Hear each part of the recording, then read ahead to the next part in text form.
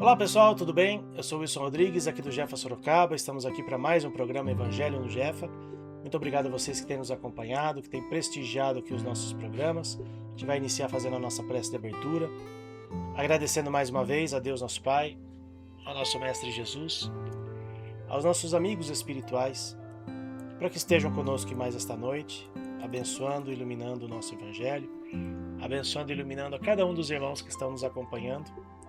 E que seja, Senhor, uma noite de bênçãos e de luzes para todos nós, que sejamos sempre instrumentos da Tua paz, para auxiliar a todos aqueles que de alguma forma estiverem ao nosso lado, precisando da nossa ajuda, e contamos sempre com o auxílio e o amparo da espiritualidade amiga, que sempre está ao nosso lado para nos ajudar e para nos orientar a fazer sempre o melhor.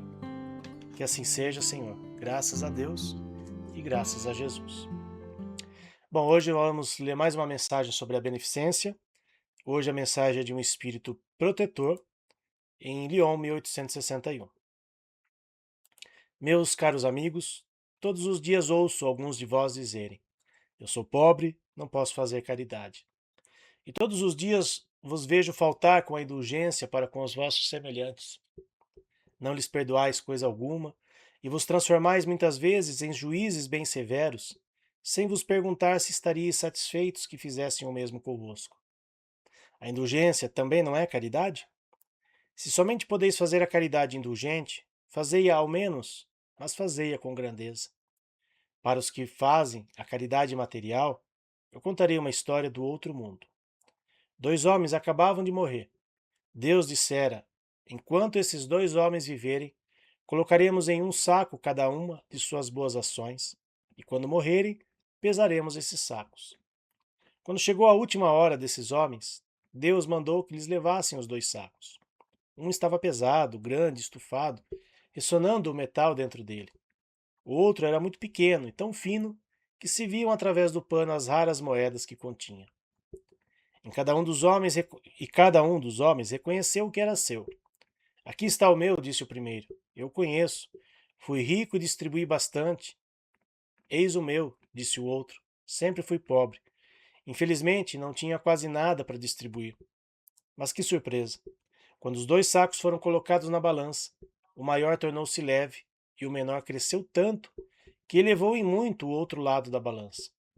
Então Deus disse ao rico: deste muito, é verdade, mas deste por ostentação e para ver o teu nome figurando em todos os templos do orgulho.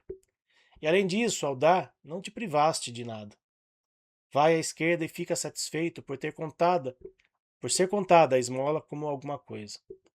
Em seguida disse ao pobre: deste bem pouco, meu amigo, mas cada uma de suas moedas que estão na balança representa uma privação para ti. Se não distribuíste a esmola, fizeste a caridade. Melhor ainda, fizeste a caridade naturalmente, sem te preocupares de que a levassem à tua conta. Foste indulgente, não julgaste o teu semelhante, e ao contrário, desculpastes todas as suas ações. Passa à direita e vai receber a tua recompensa. Para muitas pessoas pode parecer uma parábola, né? Um texto, né? Na verdade, não é uma parábola. Um texto um tanto quanto simplório, né? E que talvez não ilustre aquilo que a gente gostaria que acontecesse, né? Poxa, quanto mais as pessoas distribuíssem, quanto mais dinheiro fosse distribuído, melhor seriam para as pessoas, né? É claro que a ajuda material ela é sempre importante, muitas vezes é necessária, mais até do que a ajuda espiritual, porque quando a barriga está com fome, né? Quando a pessoa está com fome, às vezes só orações não serão suficientes naquele momento.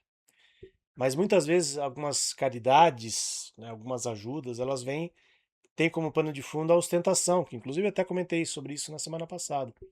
Que existe uma linha muito tênue entre você fazer a caridade pela caridade em si, porque a gente entende que é uma necessidade ajudar o próximo, né, ter compaixão para com o próximo, do que muitas vezes você fazer uma caridade apenas por ostentação, apenas para se mostrar, apenas para ganhar algum benefício por trás daquilo, ganhar likes, né, nas redes sociais, ganhar fama porque você está sendo caridoso, porque você está ajudando. E é mais ou menos isso que acontece hoje em dia e que ilustra, né, esse texto aqui. Quantas pessoas hoje não praticam essa caridade ou ajudam as pessoas apenas por ostentação, apenas para se mostrar.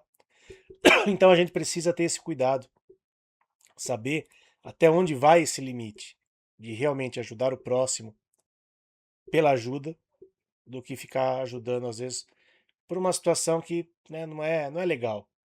Isso não vai ser levado em conta quando a gente faz por ostentação, porque perde a valia, porque você não faz de coração, você está fazendo apenas para se aparecer, para mostrar para os outros. Ah, mas você pode inspirar outras pessoas, inspirar com ostentação?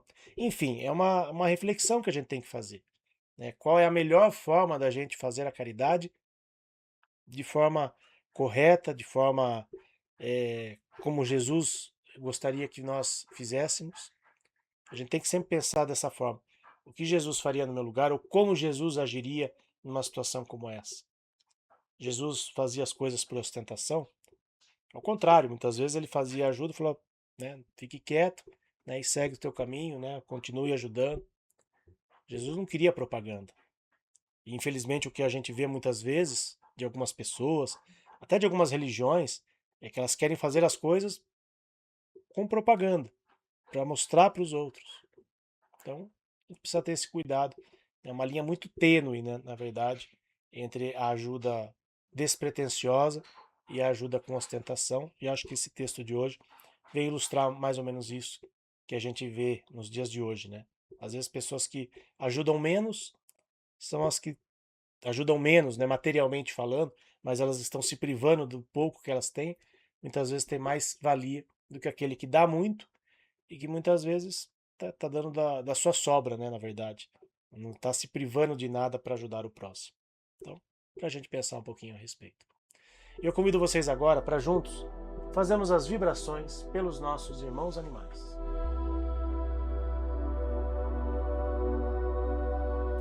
Vibremos por todos os animais que vivem na terra, nos rios, nos mares e no ar. Pelos animais que estão em nossos lares. Pelos animais que, mesmo possuindo uma morada, sofrem por negligência e falta de cuidados, amor e respeito. Pelos animais que sofrem maus tratos, humanização excessiva e aqueles que sofreram abandono. Vibremos pelos animais que passam fome, frio, sede, cansaço e tristeza.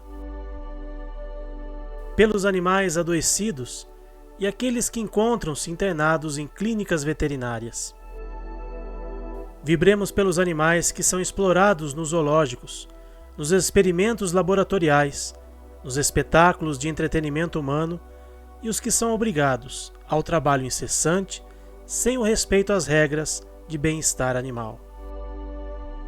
Vibremos pelos animais das fazendas pecuárias, granjas e demais locais cuja finalidade é a criação destinada ao abate ou produção de derivados e subprodutos.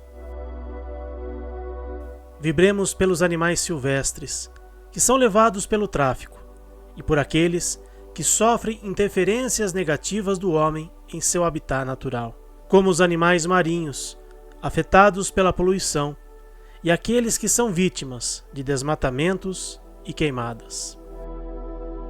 Vibremos por todos os animais que estão nascendo e por aqueles que estão retornando à pátria espiritual, idosos ou não, para que possam receber amor, carinho e proteção.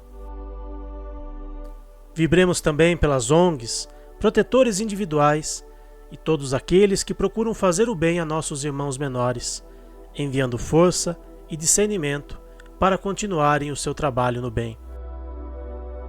Por fim, pedimos licença para vibrar pelos animais que estão com os nomes no caderno de vibrações do Jefa, para que recebam a atenção especial das equipes espirituais, para que possam restabelecer a sua saúde através de águas que contenham os medicamentos necessários para o auxílio de seu tratamento veterinário. Que assim seja.